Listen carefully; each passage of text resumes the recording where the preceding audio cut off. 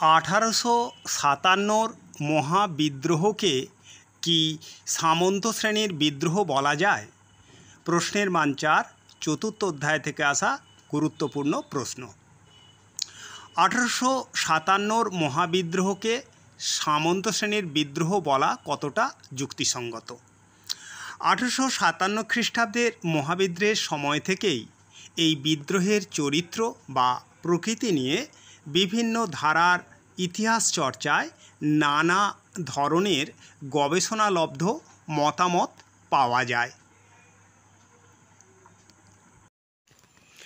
Doctor Surendranath Sen তাঁর 1857 গ্রন্থে এবং শশীভূষণ চৌধুরী তাঁর civil rebellion in the Indian mutinies 1857-59 গ্রন্থে এই বিদ্রোহকে সামন্ত শ্রেণীর বিদ্রোহ বলে অভিহিত করেছেন।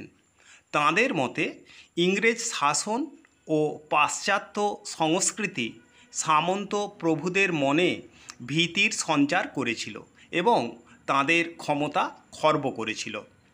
সামন্ত প্রভুদের হাতেই ছিল এই বিদ্রোহের নেতৃত্ব।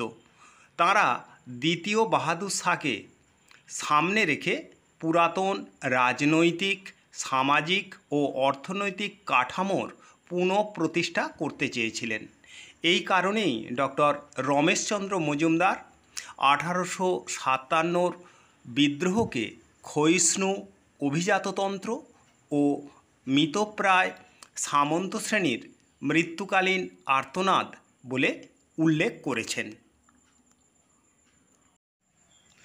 অপরদিকে অধ্যাপক সুশোভন সরকার উপরোক্ত বক্তব্যের তীব্র সমালোচনা করেছেন। তাঁর মতে নানা সাহেব, লক্ষ্মীবাই, হযরত মোহন, কুনওয়ার সিং প্রমুখরা সামন্ত জমিদার ও তালুকদার হলেও তাঁরা ছিলেন বিদ্রোহের স্বাভাবিক নেতা। তাই ডক্টর সরকার এই বিদ্রোহকে নিছক সামন্ত শ্রেণীর বিদ্রোহ রূপে না দেখে এই বিদ্রোহকে অনেকাংশে জাতীয় বিদ্রোহ হিসেবে দেখার পক্ষপাতী। তাই 1857 মহাবিদ্রোহের যেমন সামন্ততান্ত্রিক নেতৃত্বদানের বিষয়টি অস্বীকার করা যায় না, তেমনি সিপাহী, কৃষক, কারিগর সহ সাধারণ মানুষের স্বতঃস্ফূর্ত যোগদান ও ভাবাবেগকেও অগ্রাহ্য করা যায় না। প্রকৃতপক্ষে 1857 মহাবিদ্রোহ নানা সুরে বাঁধা ছিল।